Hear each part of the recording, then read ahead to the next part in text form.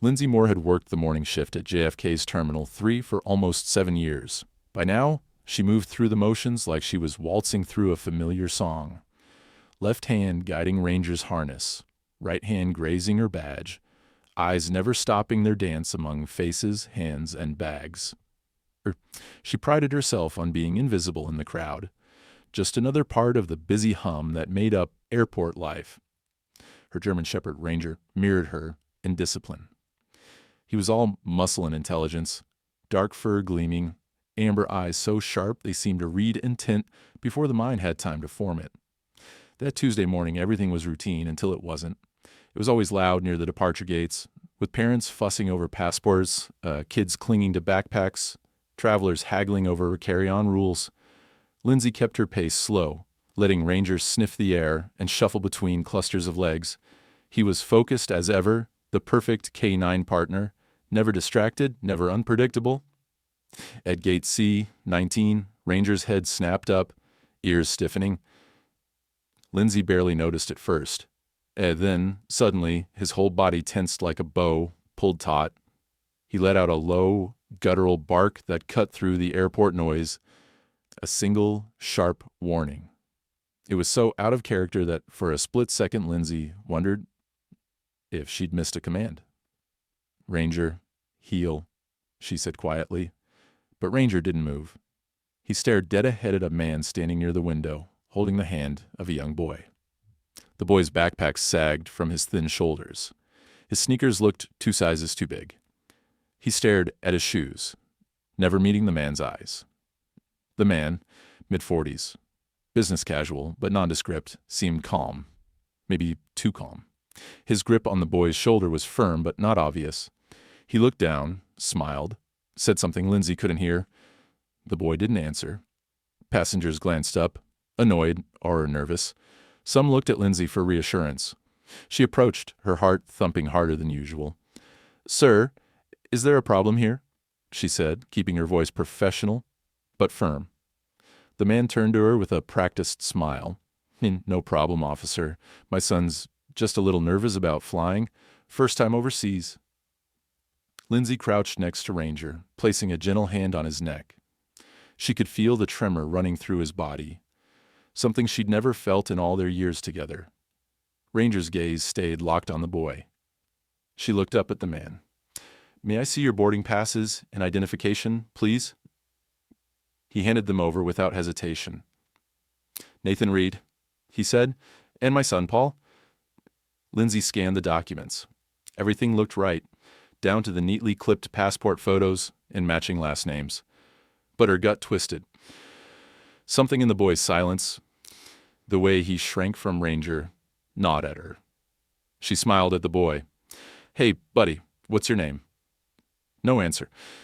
The boy just stared at his feet. Ranger gave another bark, this one softer but insistent. The boy flinched. Lindsay stood, trying to appear calm. "Would you both mind coming with me for a quick chat?" "It's just a routine check." Nathan's smile faltered for half a second before he nodded. "Of course." As she led them toward a quiet alcove, Lindsay pressed her radio. "Carla, I need you at C-19. Bring backup." She tried not to show her unease, but inside her mind was a hurricane of suspicion and second-guessing. In her career, she'd seen runaways, families in the middle of custody battles, even a few abductions. But never had Ranger acted like this. Never so focused, so certain. In the corner of her eye, she watched Nathan and the boy. Nathan's movements were deliberate, his voice steady, always touching the boy just enough to be plausible, but never letting him go. The boy, small and pale under the harsh fluorescent lights, never looked up, not once. Lindsay wondered what fear felt like in a body that size. Carla Jennings arrived, tall and brisk, her badge gleaming. She nodded at Lindsay, taking in the scene. Instantly, Lindsay kept her tone light. "Mr. Reed, I just have a few more questions. Travel plans, reason for your trip, routine stuff. You said this is Paul's first flight?" Nathan nodded. "Yes, we're headed to Paris, family reunion." The boy's fingers twisted the edge of his sleeve, knuckles white. Ranger pressed closer to Lindsay, blocking the boy's path. Carla took over, gently but firmly. Paul, do you want a snack or water? The boy shook his head, silent. Lindsay felt a chill. She knew how fear could freeze a child, how silence could be a defense. But she also knew how often her own instincts had saved lives. Her mind raced. Should she push harder? Was she reading too much into a child's nerves? Nathan spoke, his tone careful. If we're done here, our flight... Ranger barked again, this time louder. The boy's eyes widened, and for a heartbeat he looked straight at Lindsay. There was a silent plea there, something wordless and desperate. Lindsay's hand tightened around her radio. She made her choice. Mr. Reed, I'm going to need you to come with us to a private room for further questioning. Carla, escort the boy, please. I'll walk with Ranger. The crowd watched as they left the gate, murmuring. Some shook their heads, annoyed at the delay. Others watched with growing concern. As they entered the interview room, Lindsay tried to catch the boy's eye again. This time, his gaze lingered for a second before darting away. Ranger sat by the door, never taking his eyes off the boy.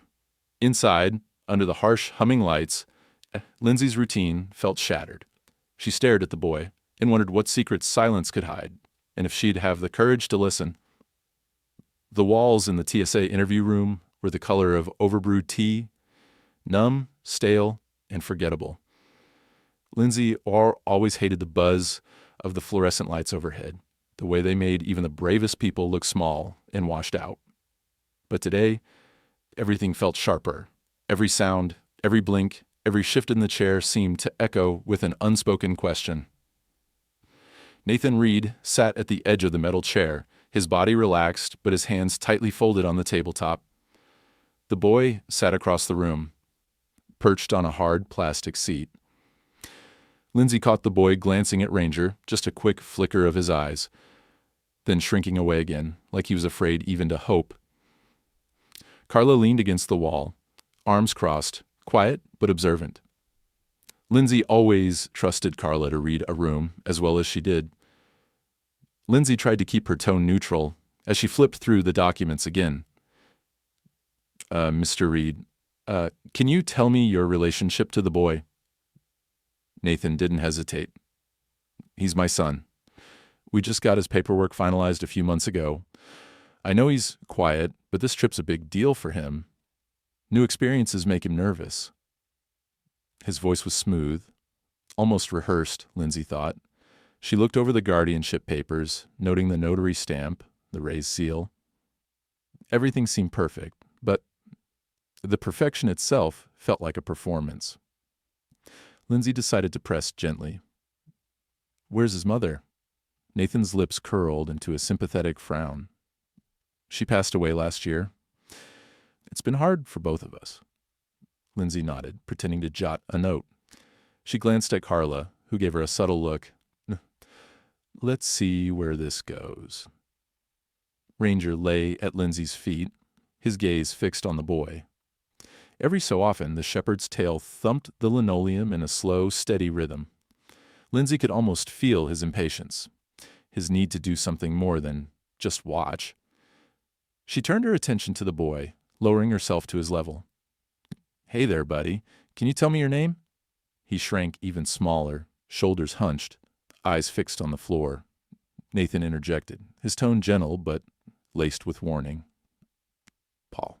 It's okay, son. You can answer. But the boy didn't move. Silence filled the space, heavy as stone. Lindsay's instincts screamed. Something about the boy's stillness, the way his hands gripped his sleeves, reminded her of kids she'd seen before, the ones who'd learned that being quiet was safer than being noticed. Do you want some water? Carla asked, softer now. She crouched beside him, her badge dangling, her face open and kind. The boy finally shook his head. Nathan let out a small, controlled sigh. He's tired. It's been a long morning. Lindsay picked up on the tension beneath the man's calm. I understand. Just a few more questions, and you'll be on your way. She pulled out her notepad. What's your destination? Paris, Nathan replied. We're visiting family. She looked up, searching his face. Who's meeting you there? My cousin, Michelle. She's expecting us. I have her contact info if you want to check. Lindsay scribbled a note, more for show than necessity. Oh, and you've traveled with Paul before? Nathan nodded smoothly. Just domestically. This is our first international trip together. Carla spoke up, her voice calm but authoritative. Mr. Reed, is there any reason your son might be afraid to talk to us? He shook his head, offering a soft laugh. Paul's always been shy. He doesn't do well with strangers, especially in new places. Doctor says it's social anxiety. The explanation was too pat, too ready. Lindsay had heard it all before, excuses that sounded plausible enough to slip past the unwary. But Ranger wasn't unwary. His tail thudded the floor again. Quicker now. The boy glanced at the dog, and for a heartbeat, Lindsay thought she saw hope flicker in his eyes. She stood, her voice taking on a new firmness. Mr. Reed, for both your safety and the boys, we'll need to contact your cousin in Paris and confirm your plans. In the meantime, you'll need to stay here. Nathan's jaw tightened, just for a second before he smiled again. Of course. I understand you're just doing your job. Outside, Lindsay could hear the muffled roar of departing flights and rolling suitcases. Inside, time seemed to thicken, stretching every second into a small eternity. She leaned closer to Carla, voice low. Call child services and see if we can get a translator or someone he'll trust. I want to separate them and get a private word with the boy. Carla nodded and slipped out of the room. Lindsay was left alone with Nathan and the boy, the air tight with tension. Nathan broke the silence. Officer, I hope this won't take much longer. We really can't miss our flight. Lindsay kept her gaze steady. We'll do our best. These things take time. She saw a flash of annoyance in his eyes, quickly masked. A knock at the door signaled Carla's return, this time with a woman in her mid-30s, sharp-eyed and warm-voiced. Danielle Ruiz, Child Services, she introduced herself, glancing at the boy. Nathan's smile faltered. Is this really necessary? Lindsay nodded. Just procedure. Danielle's here to make sure Paul is comfortable. Danielle knelt in front of the boy, lowering her voice. Hi there. My name's Danielle. I'm here to help. Can you, look at me for a second? The boy glanced up just barely. Danielle continued, gentle but persistent. I know you're scared, but you're safe here, okay? Is this man your dad? Nathan's eyes narrowed. He's shy. Lindsay cut him off. Please let Danielle work. Danielle smiled at the boy. If you want, you can just nod or shake your head, that's all. The boy hesitated, then squeezed his hands together. His mouth opened, but no sound came. Danielle waited, patient.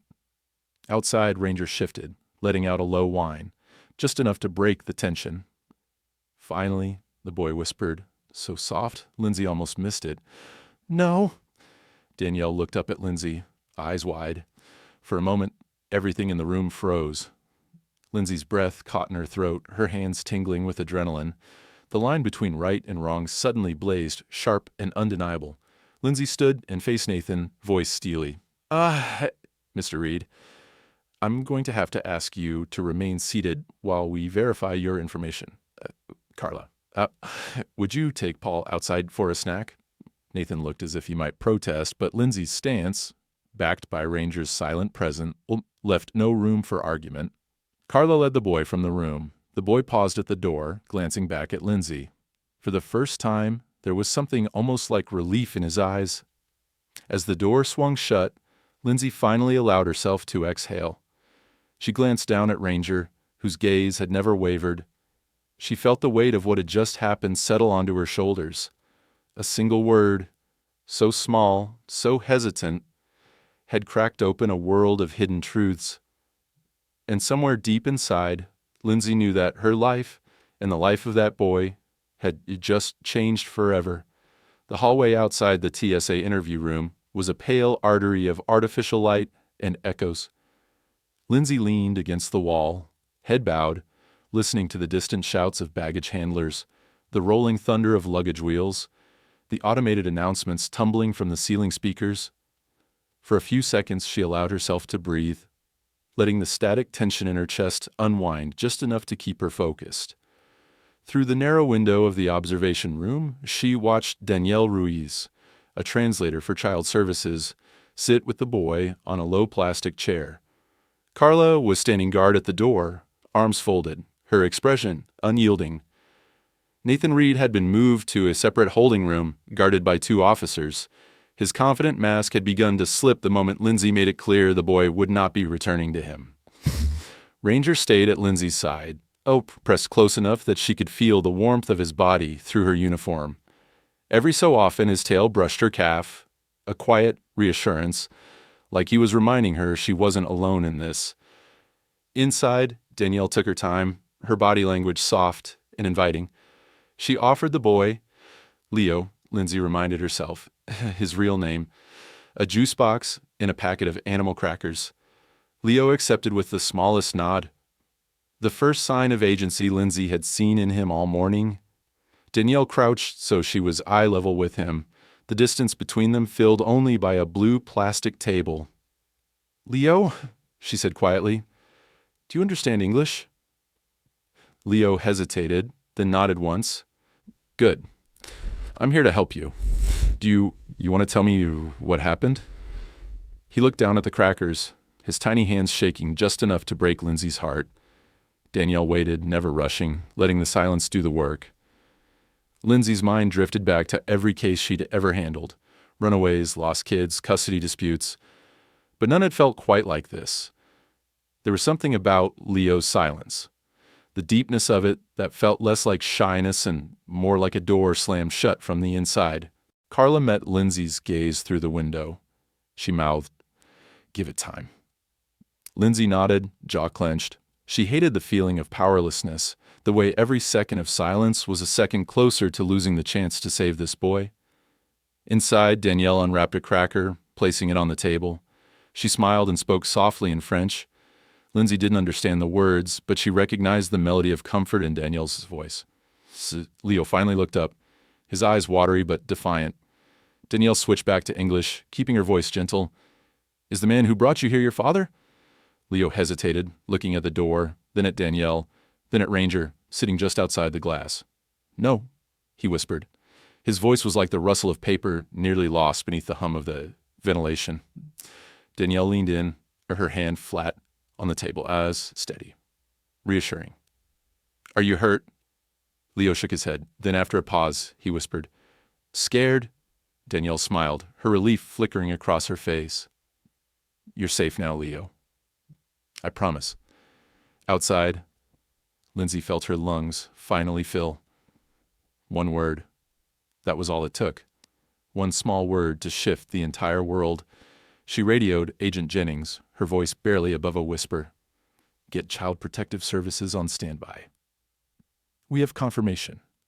Within minutes, a flurry of activity erupted. Paperwork was started, calls were made to French authorities, and Nathan Reed was formally separated from all of his possessions for processing. Still, Lindsay found herself standing by the window, unable to tear her eyes away from Leo and Danielle. She watched as Danielle handed Leo a coloring book, encouraging him to draw. Leo's hand hovered over the crayons before selecting a dull blue, scribbling a shapeless, wandering line that looked almost like a river. The room was suddenly full of voices. An FBI liaison, airport security, a federal child advocate, and even a representative from Interpol who had arrived on a red-eye from D.C. But for Lindsay, the world shrank to the small, silent bubble around Leo. When Danielle finished with Leo, she stepped into the hallway, gently closing the door. "He says his name is Leo Martel. He's from Lyon, France. He's been missing for 2 months.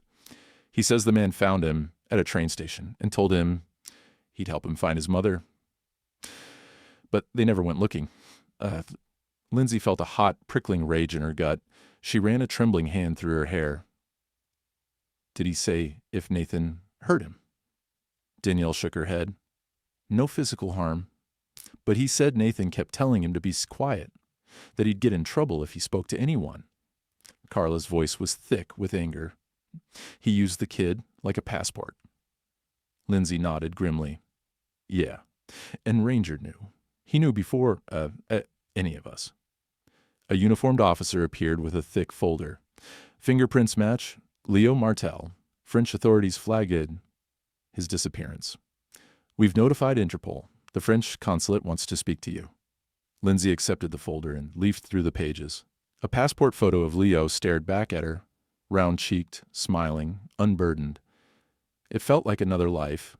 A buzz of radios, more officers in the hall, the rhythm of footsteps and voices.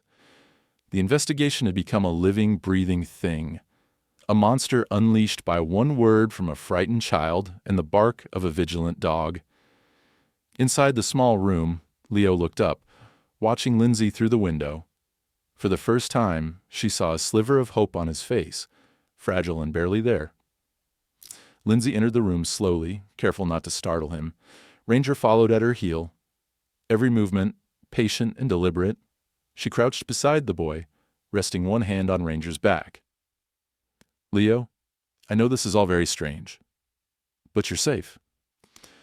We're going to help you get home. Leo nodded, his eyes drifting to Ranger. Tentatively, he reached out, his fingers brushing the shepherd's fur. Ranger's tail thumped once, loud in the quiet. Lindsay felt the moment shift, something delicate and precious in that silent touch. Thank you, Leo, Lindsay said softly. You were very brave. A knock sounded at the door. It was Agent Jennings. We're moving Reed into full custody. French authorities are sending his mother as soon as possible. FBI wants your report, and Interpol's on a video call in 10. Lindsay rose, squeezing Leo's shoulder gently. I'll be back, okay? Ranger's going to stay with you? She stepped outside, letting the door swing quietly behind her. For the first time since that morning, Lindsay allowed herself to believe that things might just turn out right. But beneath the relief, a new determination settled in her bones. This was just the beginning. A single word had opened the door, but there was a whole labyrinth of secrets still waiting in the shadows. As she glanced back, she saw Leo drawing a dog with a wide smile and bright, watchful eyes. One bark. One word. That's all it had taken. It was strange, Lindsay thought, how quickly the world could tilt beneath your feet. How a single word, quietly spoken, could shatter the glassy surface of a routine day and reveal the darkness below. She pressed her palms against the cool counter in the security office, eyes fixed on the swirling patterns in the linoleum as she tried to anchor herself. She could hear the hurried conversations just beyond the door, federal agents talking in clipped, urgent tones, the insistent chime of phones, the low hum of voices threading through the tense air. Ranger sat beside her, still as a statue, watching her every move. He'd earned a treat, maybe two, when all this was done. For now, though, he waited, alert, ready. On the other side of the glass, Agent Jennings and a federal marshal escorted Nathan Reed to an interview room stripped bare, except for a single metal table, 2 chairs, and a camera perched in the corner. Nathan moved with a forced calm, chin raised, a veneer of confidence stretched over something much thinner and more brittle. Lindsay had seen it before, in men who thought themselves clever enough to cheat the system, just before their story fell apart. She joined the team in the observation room, folding her arms as the marshal began the search. Reed's bag was upended onto the table, its contents spilling out. A phone, a spare shirt, 2 books, a pack of gum, a battered wallet, and a thick folder of travel documents. Nothing looked out of place, until the marshal unzipped a hidden pouch and tipped it upside down. Out slid a second phone, the dull plastic scratched and faded. A bundle of envelopes, each sealed and marked with different names, and a slim black leather wallet that, when opened, revealed a stack of passports, none of them reading Nathan Reed. A hush fell over the room. Lindsay stepped closer, her heart thumping, as the agents flipped through the passports, German, Belgian, American, French, each with a different photo, each with Reed's eyes staring out from behind a different alias. Agent Jennings grunted. Well, that's one way to kill a family vacation story. Lindsay's hands balled into fists. He was prepared to disappear. The search continued. Inside a zippered lining, the marshal pulled out a handful of small, printed photographs. Kids, different ages, different faces, all caught in candid, ordinary moments. A child feeding ducks, a girl on a swing, a boy with a soccer ball. The photographs had dates scrawled on the back, places too. Lyon, Brussels, Toronto, Miami. Lindsay felt a wave of nausea. She'd seen this pattern before.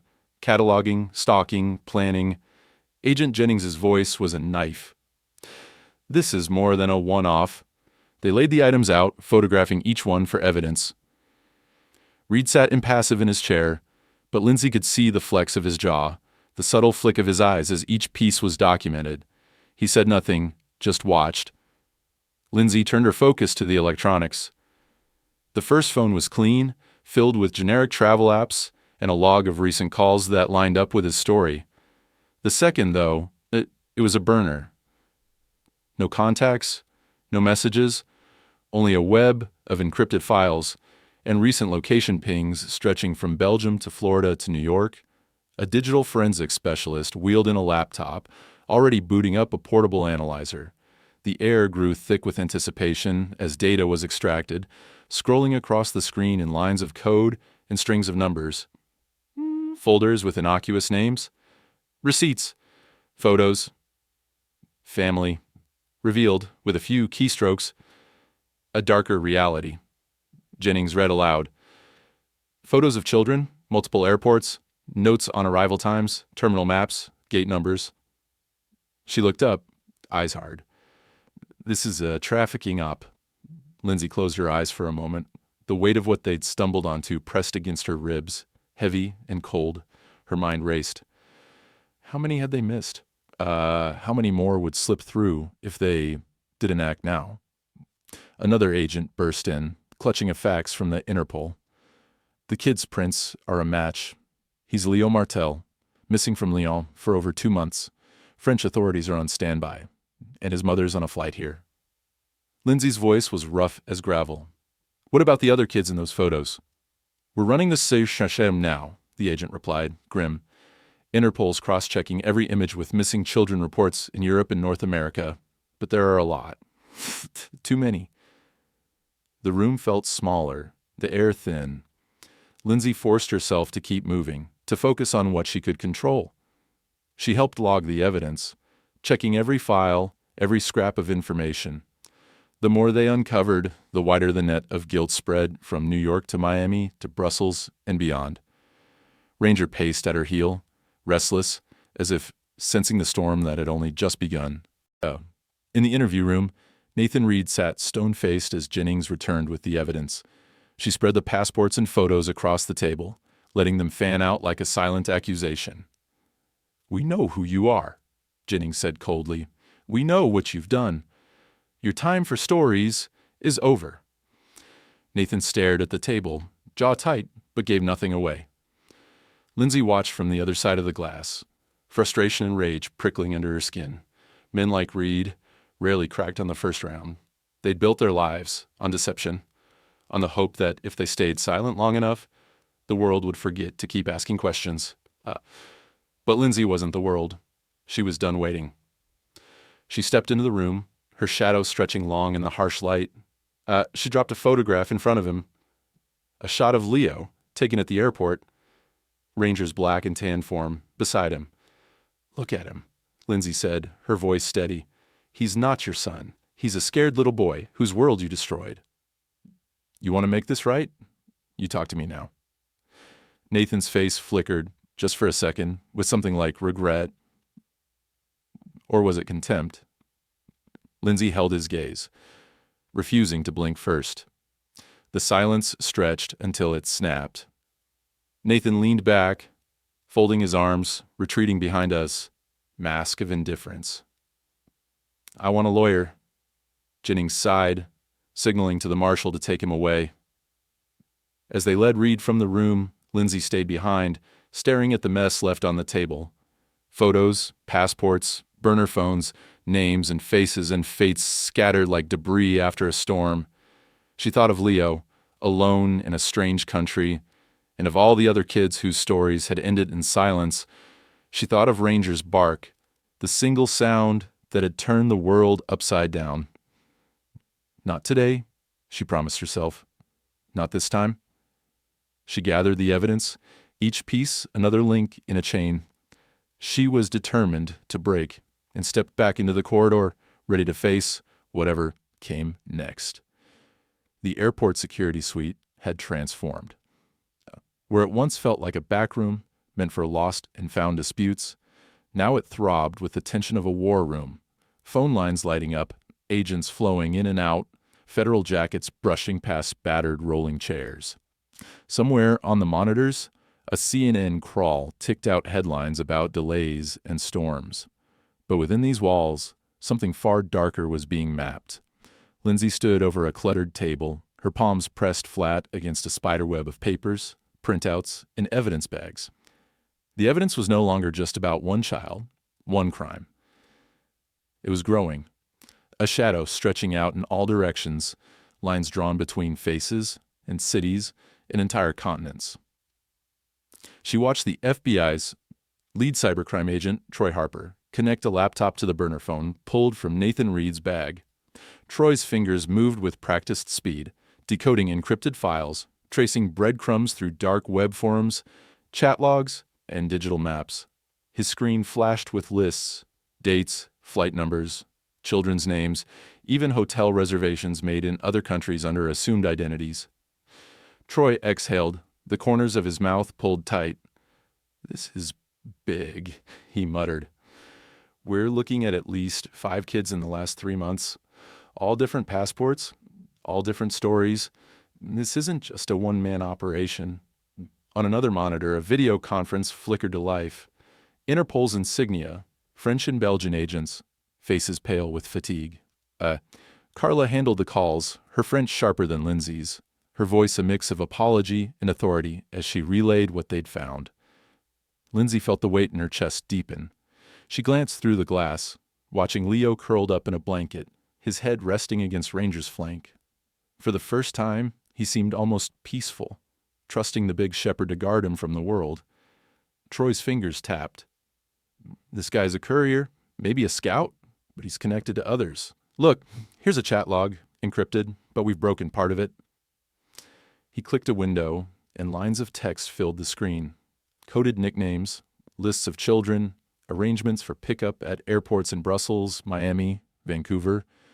There were timestamps, some hours old, some only days. Lindsay's eyes narrowed. "How many are active right now?" Troy shrugged, scrolling. 3, maybe 4. I'll keep digging. Whoever they are, they're smart, but not invincible. Carla turned from the screen, rubbing her eyes. "Interpol wants everything we have. There are 2 other missing kids matching the photos in Reed's bag. One in Canada, one in Belgium. They're mobilizing local law enforcement now." A chill ran down Lindsay's spine. "All from airports?" "Yeah," Troy said. "All snatched or lured in transit. Families distracted, tired, kids easy to isolate. Then they're on a plane and gone before anyone knows." It was a pattern Lindsay had seen in smaller ways. Lost children, distracted parents, but never this organized, never this cold. She realized how close Reed had come to getting away. How a single moment of instinct, a dog's bark, had upended a machine that might have otherwise run without interruption. The room's energy shifted when Agent Jennings and cradling a printout. "Reed's not talking. He lawyered up the second you pressed him. But we've got enough from his files to go global. His digital footprint links to 3 other aliases, plus bank accounts in Belgium and Quebec." She tossed the file onto the table. Lindsay caught a glimpse of wire transfers, hotel receipts, and grainy CCTV stills. In one, Reed, under another name, was guiding a different child through the arrivals lounge in Toronto. The child's face was pale, haunted. Lindsay felt her hands curl into fists. "We have to move," she said, her voice low. "If there are kids in transit right now." Troy nodded. "Interpol is coordinating. The Canadian and Belgian task forces are already surveilling 2 suspects. Florida's on high alert for a possible arrival tonight. We're feeding them everything. Passport scans, flight numbers, hotel bookings. They're using the same playbook everywhere."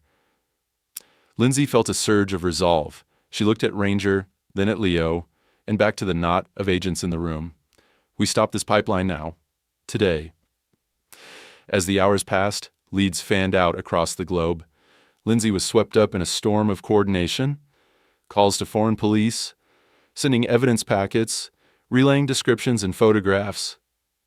She found herself explaining again and again how Ranger's bark had triggered it all, how something as small as a dog's instinct could break open a network built on silence and shadows. At one point, an Interpol agent in Brussels, voice raw with exhaustion, said, "Hey, your K9 may have just saved more children than you know." Lindsay swallowed hard, glancing again at the sleeping boy and the vigilant shepherd at his side. It wasn't just the dog. He was brave enough to speak. Carla laid a hand on Lindsay's shoulder, anchoring her. "We'll get them all, or die trying." And in the late afternoon, word came through. Canadian authorities had intercepted a suspect at Pearson International, a girl in tow. Her name matched one from Reed's files. In Belgium, a raid was underway on a house listed in the digital map found on Reed's burner phone. Jennings grinned. Grim, tired, but victorious. We got another one? Safe. Troy, still at his keyboard, let out a relieved laugh. And here, Miami, U.S. Marshals are closing in. Looks like the pipeline's busted. Relief washed through the room in waves. Some agents cheered. Others just sat down hard, letting the adrenaline drain from their bodies. Lindsay leaned against the wall, letting her thoughts settle.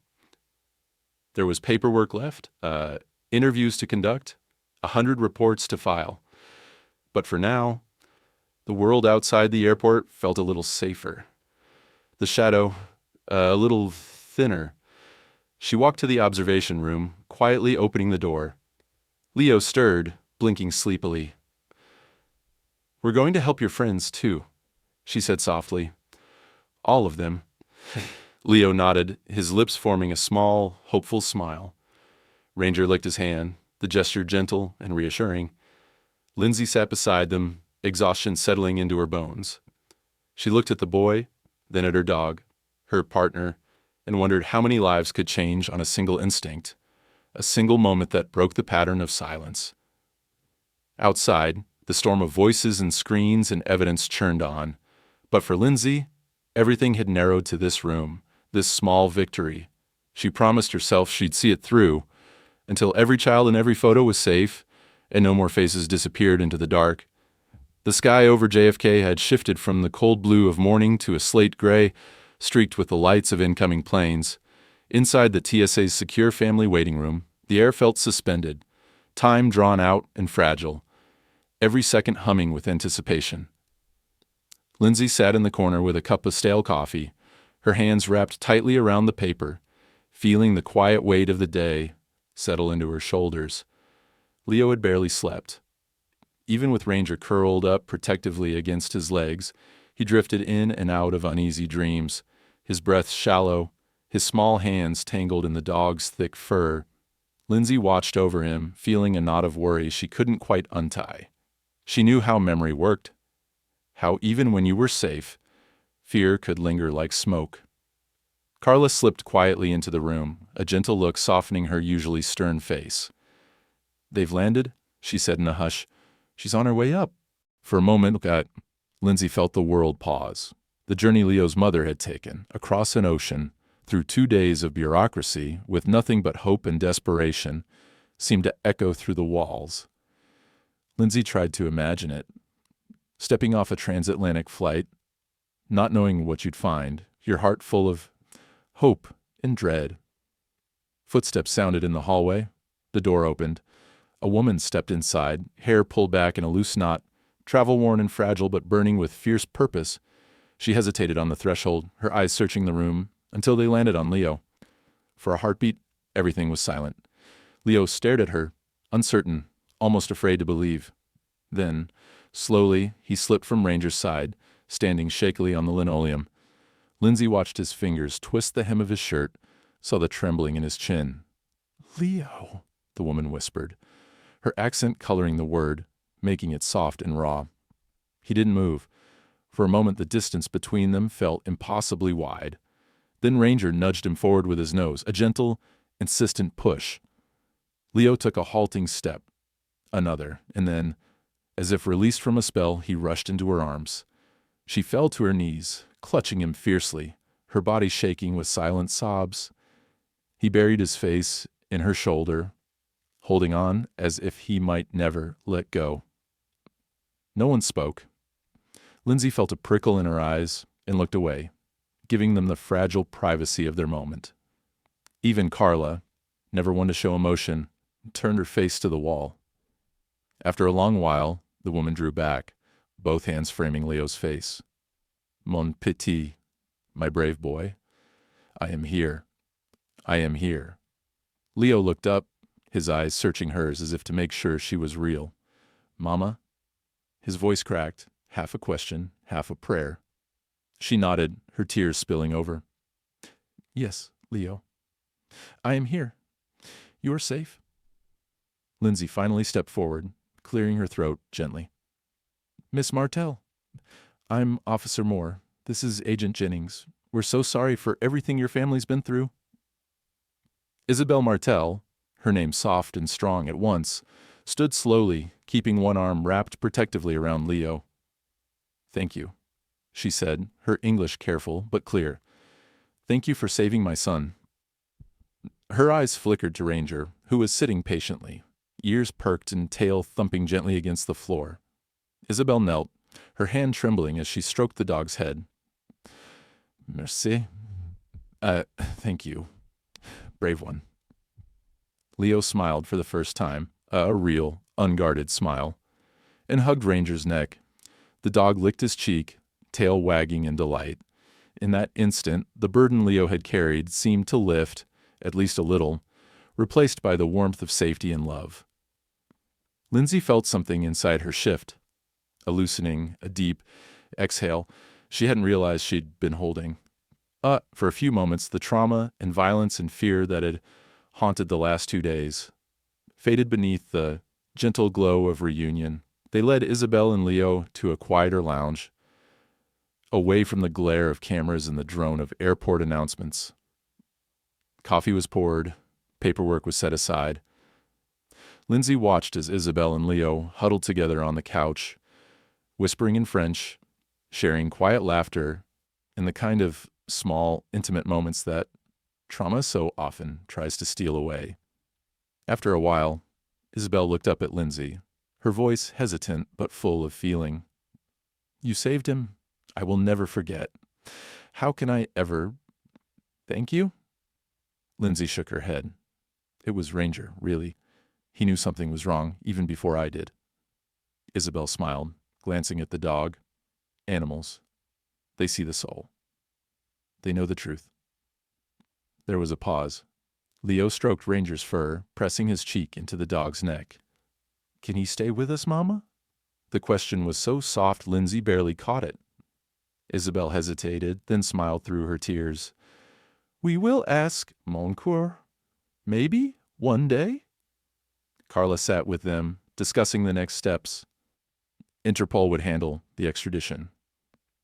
The French embassy would provide counseling and support. There would be statements, paperwork, therapy, and months, maybe years, of healing ahead. But for this moment, Lindsay allowed herself to believe in a kind of peace.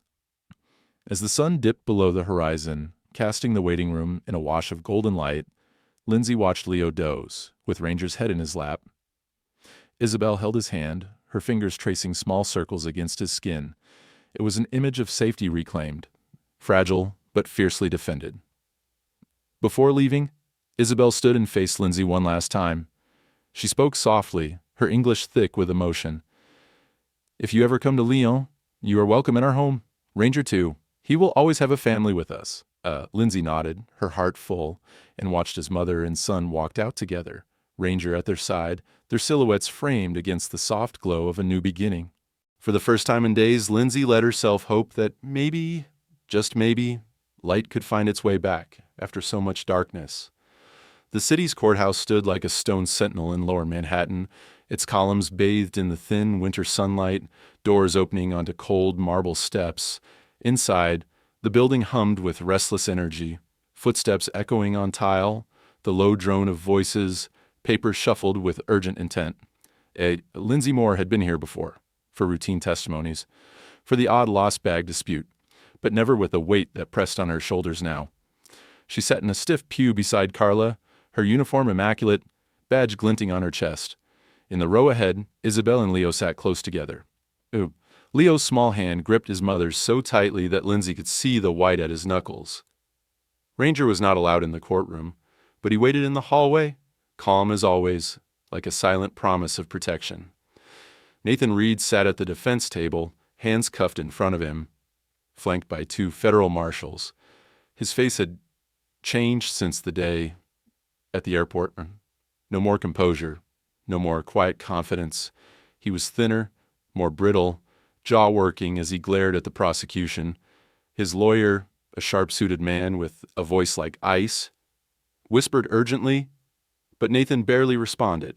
The prosecutor, Assistant U.S. Attorney Maria Castillo, stood and began her opening remarks. She moved with a purposeful calm, her tone never melodramatic, but crisp and clear, facts arranged like dominoes on a table. Nathan Reed, also known as Marcus Meyer, was charged with kidnapping, identity fraud, and child exploitation across multiple jurisdictions. The evidence was overwhelming. Burner phones, passports, surveillance footage, and the testimony of a child found in his care. Maria called Lindsay to the stand first. Lindsay rose, her hands steady, and walked forward, the gaze of the entire room following her. She swore her oath, then sat, meeting Maria's eyes with the professional clarity of a seasoned officer. Maria's questions were direct. "Officer Moore, can you describe what happened at Gate C, 19? Lindsay drew in a breath, recalling every detail with the slow, careful cadence of memory. "I was on routine K-9 patrol with Ranger, my partner. He signaled at a man and a boy. Something he's never done without cause. The man, Mr. Reed, presented paperwork showing guardianship, but the boy wouldn't speak. My instincts told me something was off." Maria nodded. "And what happened next?" "We separated them. With the help of child services and a translator, we spoke to the boy, Leo Martel. He confirmed Mr. Reed was not his father." Maria turned to the judge. "Your Honor, we will show surveillance footage from that morning." On the large screen, the jury watched. Ranger barking, Leo flinching, Nathan tightening his grip. Lindsay saw herself on the screen, her face set, eyes scanning for answers, heart pounding just as it had then. The courtroom was silent except for the faint hiss of the speakers. Lindsay watched the jury, some with hands over their mouths, others blinking hard. The reality of what Leo endured, the small, silent terror, hung over the room like a storm. Isabel was called next. She stood, shoulders straight, voice trembling but unbroken as she told her story. How Leo had vanished, how her pleas had been ignored by the French police, how hope and grief had fought inside her every hour since. When she described her reunion with Leo, a hush fell over the room. A mother's pain and relief pouring into the space between strangers. The defense attorney tried to rattle her. "Miss Martel, is it possible you misidentified the man who took your son? Children run away all the time." Isabel's chin lifted. "No, my son does not run away. He was taken, and if your own child disappeared, you would understand that a mother knows." There was no need for theatrics. The evidence was irrefutable. The prosecution called Danielle Ruiz, the translator, who described how Leo's first word in private had been "no," a word that cracked everything open. Next came the digital evidence. Troy Harper, the cybercrime agent, demonstrated how Reed's phones linked to other suspects, how every detail was meticulously logged. Children's faces, travel routes, encrypted chats, each image on the screen, each smiling child, each passport, each false identity was another nail in Reed's coffin. But it was Ranger's role that left the deepest mark. The footage of the dog, unwavering, alert to something invisible, was replayed more than once. The judge allowed the jurors to watch Leo's small body language, the way he inched toward the dog, the way he only relaxed in Ranger's presence. After hours of testimony, the judge called a recess. Outside in the hall, Lindsay found herself beside Isabel and Leo. Reporters clustered at the far end, their cameras lowered, sensing this was not a moment for intrusion. Isabel knelt, smoothing Leo's hair. "You were so brave, mon chéri." Leo nodded, clutching Ranger's leash, allowed just this once, as a comfort. His eyes were tired, but there was something new in them, resilience, the start of healing. Lindsay sat on the bench, letting the exhaustion seep in. Carla joined her, offering a bottle of water. "You did good," she said softly. "All of you." They waited for the verdict the next morning. The judge's voice was solemn as he read the charges. Kidnapping, identity fraud, exploitation. The jury found Nathan Reed guilty on all counts. As they led Reed away, Lindsay watched him for any sign of remorse. There was none, only the hollow rage of a man who believed he could outsmart fate. After the sentencing, the courthouse lobby filled with quiet relief. Reporters pressed for comments. The district attorney shook Lindsay's hand. Isabel hugged her, whispered in broken English, "Because of you, my son is home." But Lindsay knelt and put her hand on Ranger's neck. "He's the real hero." Ranger nuzzled her, his tail thumping, a simple affirmation that no badge or verdict could ever match. Outside, the city moved on, unaware of how close its shadows had come. Lindsay looked up at the pale winter sun, feeling, for the first time in a long while, that justice had done more than just mark a name in a file. It had changed a life, saved a future, and, in its quiet way, begun to heal the broken places. The verdict brought a certain closure, but Lindsay knew the story didn't end with a gavel strike or a man in handcuffs. The echoes of Nathan Reed's crimes rippled outward, touching places and people far from that New York courtroom. For days after the trial, Lindsay found herself called back to the TSA office, her desk buried beneath case files, email alerts, and international requests. It felt like each day brought new questions. Each answer only revealed more shadows. Ranger followed her through the maze of bureaucracy and urgency. He no longer barked at strangers, but his presence was a silent nudge, a reminder of how instinct and courage had broken the first link in a long, hidden chain. It didn't take long for the federal investigators to realize Reed was just a piece of a much larger machine. The encrypted files from his burner phone, painstakingly decrypted by Troy and the cybercrime team, pointed to names and locations in Belgium, Canada, and Florida. There were messages, passport scans, chat logs buried behind layers of code, enough to overwhelm even the most seasoned agents. One morning, as a steady drizzle painted the windows gray, Lindsay joined a video conference with Interpol and the FBI's trafficking task force. The screen was filled with faces, tired, determined, all of them pulled from sleep by the magnitude of what they'd uncovered. Maps of Europe and North America glowed on one half of the screen, dotted with colored pins. A Belgian officer speaking quietly in French-accented English updated the team. "We have a suspect in custody. The house was set up for children, clothes, beds, false documents. 2 children found, safe. Both matched the photographs from Reed's phone." Carla, sitting beside Lindsay, scrolled through the latest arrest reports. Canadian authorities stopped a man at Toronto Pearson Airport. Same playbook, fake documents, a frightened child. The girl's parents had filed a missing persons report just last week. A Florida field agent cut in. "We picked up another at Miami International. The kid's safe. We wouldn't have flagged the paperwork if not for the alerts sent through your K-9 division." Officer Moore. Lindsay nodded, feeling both satisfaction and a raw edge of sorrow. Every rescue was a relief. But each one reminded her how many more could be out there, waiting for someone to notice, someone to care. The deeper they dug, the clearer the connections became. Reed's encrypted chat logs contained maps and drop points, instructions on grooming children and evading detection, A whole system built to exploit the gaps in airports, hotels, even playgrounds. It wasn't a single villain, but a web. Faceless, shifting, and always searching for the next vulnerable child.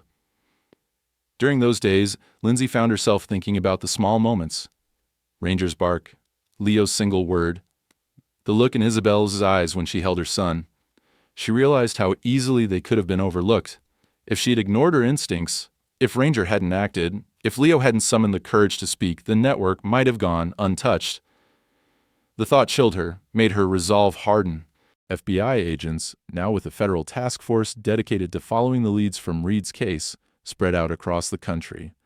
Lindsay was asked to review dozens of similar cases. Files where something hadn't added up, where a child's silence had been filed away as shyness, or paperwork accepted without question. She combed through hours of airport surveillance footage, looking for patterns, the same faces moving through terminals, the same careful choreography of fake families. At night, she would take Ranger for long walks through her neighborhood, needing the quiet, the steady rhythm of paws on concrete to settle her thoughts. She watched the families in the park, parents laughing, children running, dogs chasing frisbees, and felt a protective tenderness, sharp as a blade. There was a world worth fighting for in those moments, she thought. A world worth every ounce of vigilance. Weeks later, the TSA held a debriefing session for staff. Lindsay was asked to speak, but she hesitated, unsure if her words could ever capture the gravity of what had happened. When her turn came, she simply said, "Pay attention." Sometimes all it takes is one moment, one bark, one question, one look that lingers too long to change everything. Listen to your instincts, and never, ever let routine blind you to what's right in front of you. Her words seemed to settle over the room, quiet but lasting. She watched young officers jot notes, saw her own uncertainty reflected in their faces. As the months passed, Reed's silence continued. He refused to talk, stonewalling every interrogation, but his digital files kept speaking for him, exposing names, accounts, locations. More children were recovered and more suspects arrested. The dominoes kept falling. One evening, Lindsay received a letter, thick envelope, French stamps, her name written in looping script. Inside was a photo. Leo and Isabel standing in a sunlit Lyon park, Ranger sprawled at their feet, tongue lolling, looking content and utterly at home. On the back, in Isabel's careful English, were just a few lines. "We are together. Thank you for everything. Ranger will always have a place with us." Lindsay smiled, holding the picture gently. For all the bureaucracy and heartbreak and exhaustion, it was this: the possibility of a new beginning, the hope on a child's face that reminded her why the fight mattered. The story was bigger than one airport, one crime, or even one child. It was a call to attention, a demand to look closer, listen harder, and refuse to let silence win. In that knowledge, Lindsay found a new kind of strength. One moment of instinct, she realized, could unravel even the cruelest silence and rebuild, in its place, a safer world for someone else. In the months after the case broke wide open, life at JFK slowly returned to its ordinary rhythm, a rhythm that Lindsay now saw through different eyes. The concourses still echoed with the shuffle of shoes, the metallic drone of suitcase wheels, the far-off voice announcing arrivals and departures. But something subtle had shifted. The air felt sharper, more awake. Maybe it was just her, changed by what she'd seen. Or maybe it was the weight of a story that had rippled outward, reaching farther than she ever could have imagined. The news cycle moved on with its relentless pace. But inside the agency, the story of Ranger and Leo became something of a legend. There were new protocols in place, mandatory K, 9 sweeps for international departures, extra training for officers on reading the hidden language of fear and silence. Lindsay helped design the program herself, remembering every small clue that could have been missed: a child's refusal to make eye contact, the unnatural calm of a stranger's smile, the trembling hands, the stillness of a dog that wouldn't be ignored. Her own inbox filled with messages, some from fellow officers grateful for the reminder to trust their instincts, others from parents and families who had lived similar nightmares. There were stories of missed connections, of children found and lost, and each message was a reminder of how close the shadows could reach. Through it all, Ranger remained by her side. His fur grew a little grayer at the muzzle, and he moved with a veteran's calm, his days of wild puppy energy traded for the patient, steady presence of a true partner. He became something of a mascot in the TSA halls. Kids would stop to pet him, officers would share their lunches with him, and even the most harried supervisor would pause to scratch behind his ears. One day, as winter slipped toward spring, Lindsay received an invitation. TSA was hosting an awards ceremony to honor her work and, more importantly, Ranger's instinct. The room was filled with dignitaries, agents from across the country, and even representatives from Interpol and the French consulate. There were speeches, handshakes, a flurry of applause when Ranger received a custom-made medal and a bag of his favorite treats. Lindsay said her words quietly. He's just doing his job. We all are. But sometimes, it's the smallest things that save the most lives. Isabel and Leo attended the ceremony, their flight sponsored by the agency.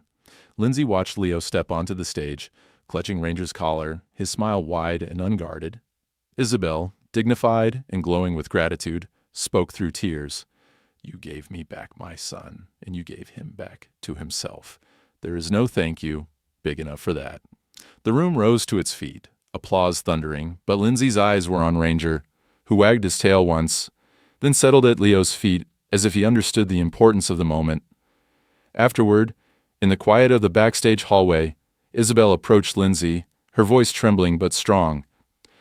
In France, when a hero is too old to work, we say he deserves a family. Leo, he would be honored to have Ranger when the time comes. Lindsay felt her throat tighten. She knelt to Ranger's level, meeting his calm eyes. What do you think, partner? Ready for retirement in the south of France with someone who needs you just as much as I did? Ranger licked her hand, a quiet agreement. The paperwork took months, but by the end of the year, the transfer was approved. Ranger's last day at JFK was a mix of celebration and quiet grief. Officers lined the halls to say goodbye. Lindsay took him on one final walk through the terminal, pausing to let him sniff at the places where he'd once stopped, where a single bark had started everything. She clipped off his badge, tucked it into her pocket, and knelt in front of him. You did good, buddy. You changed more than you'll ever know. Isabel and Leo waited outside security. Leo bouncing on his toes, eyes bright. Lindsay handed over Ranger's leash, feeling both lighter and heavier at the same time. Leo wrapped his arms around the dog, burying his face in the thick fur, while Isabel embraced Lindsay, holding her for a long, wordless moment. On the flight to France, Ranger rode in the cabin with his new family. TSA agents and flight attendants fussed over him, taking photos and slipping him bits of food. Lindsay followed their journey online, watching the photos appear. Ranger lounging in a sunlit lay-in apartment, Ranger chasing Leo through a park, Ranger sleeping at the foot of Leo's bed, utterly at peace. The agency published an internal story about the case, using it as a teaching tool for new officers. Lindsay was asked to speak at conferences, her story told and retold, a reminder of the power of instinct, of vigilance, of a single moment that could shift the tide. But for her, the true legacy wasn't in medals or articles. It was in the quiet, ordinary happiness she saw in Leo's face, or the safety he found each night with Ranger curled by his side. When spring bloomed, a letter arrived. A child's handwriting, neat and careful. Dear Officer Lindsay, thank you for giving me Ranger. I am not scared anymore. I love him very much. I hope you can visit us. Your friend, Leo. Lindsay pinned the letter to her wall. Whenever doubts crept in, whenever the weight of darkness seemed too much, she would run her fingers over the words, grounding herself in the knowledge that, for one family, the world was whole again. Sometimes, all it takes is one moment, a single bark, a single choice, to unravel a chain of cruelty and start the work of building something better.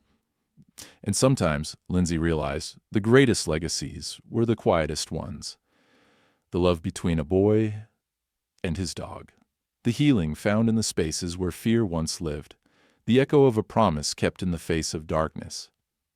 Even years later, Lindsay would sometimes replay the details in her mind. Every choice, every hesitation, every sound that seemed to signal nothing and turned out to mean everything. Sometimes it happened as she walked her way, quiet Brooklyn block at dusk, or when she caught a glimpse of a shepherd mix at the park, trotting beside a child, ears perked in watchful delight. There were reminders everywhere, woven into the fabric of her new ordinary. But it was a picture she kept on her dresser that anchored it all. Leo and Ranger, fast asleep in the glow of a French afternoon, tangled together in the tousled blankets of a child's bed. In the photo, Leo's hand clutched the dog's collar like a lifeline, and Ranger's big head rested gently atop Leo's chest. Through the window behind them, sunlight spilled in, painting gold across their peaceful faces. Lindsay never tired of looking at it. She would touch the frame sometimes, remembering how close everything had come to being lost. She received letters from Lion every few months, updates from Isabel and Leo, snapshots of their new lives. Leo had made friends at school. He was playing soccer, learning to ride a bike, slowly unlearning the language of fear. And Ranger, now grayer but still fiercely loyal, had become more than just a dog. He was a guardian, a confidant, a piece of living proof that sometimes the smallest, bravest choices could shape a future. On quiet mornings, Lindsay would reread Leo's letters, smiling at his careful English. Dear Officer Lindsay, Ranger is my best friend. I do not have bad dreams anymore. We sleep together every night. When I'm scared, he is there, and I feel brave again. Mama says you are our hero. I think Ranger is the hero too. Maybe you can come visit us. We have a big park, and he likes to chase the birds. Thank you for listening to him that day at the airport. Your friend, Leo. Sometimes Lindsay would pause on that last line. The thank you meant for a moment so small it might have slipped by, if not for a single bark, a single pause, a single instant of instinct. The world hadn't changed overnight.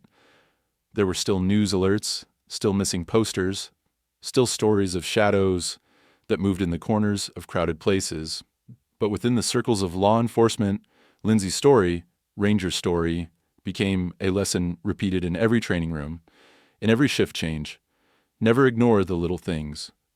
Never let routine turn your instincts to stone. And above all, remember that silence can be broken, that hope can take root in a moment of courage.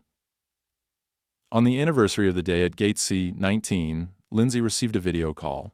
Isabel's smiling face filled the screen, with Leo waving in the background. Ranger, now older but still proud, barked once and leapt onto the couch, sending Leo into a fit of laughter. Leo wanted to show you something, Isabel said, moving the camera. The screen wobbled, then focused on a wall covered in drawings. Dogs and airplanes, bright suns, and a stick-figure child hand in hand with a big-eared shepherd. One drawing had a speech bubble. Woof! I found you! In crayon beneath it, Leo had written, Best day ever. Lindsay blinked back tears, her heart full and steady. I think so too, kid, she whispered, not sure if they could hear her. After the call ended, Lindsay stood at her window, the city alive beneath her, horns blaring, lights flickering, 1,000 stories threading together in the night. She wondered how many other lives were being decided in small, silent moments just like hers had been. Someone hesitating, someone listening, someone following a hunch or a bark or the whisper of a child's fear. She knew this was why she would never stop. Not after what she'd seen, not after what Ranger had taught her. The fight was never just about closing a case. It was about breaking the cycle, about building spaces where children could laugh and sleep and dream again, unafraid. She sent Isabel a message that night. Thank you for trusting us. Thank you for giving Ranger a new home. I promise, as long as I wear this badge, I'll keep listening. One moment is all it takes. Then she opened her laptop, pulling up the TSA's online training portal. Her face appeared in a new instructional video. her voice calm and sure. Never let your guard down. Never underestimate the importance of instinct. A single moment can unravel the cruelest silence. As the credits rolled, a final image faded in. Leo and Ranger asleep, safe, sunlight warming their faces. One bark, one pause. One moment of instinct can unravel the cruelest silence. If this story moved you, please like and subscribe and support organizations protecting children and retired working dogs. Because vigilance isn't just a job, it's a promise. And sometimes the quietest heroes change everything.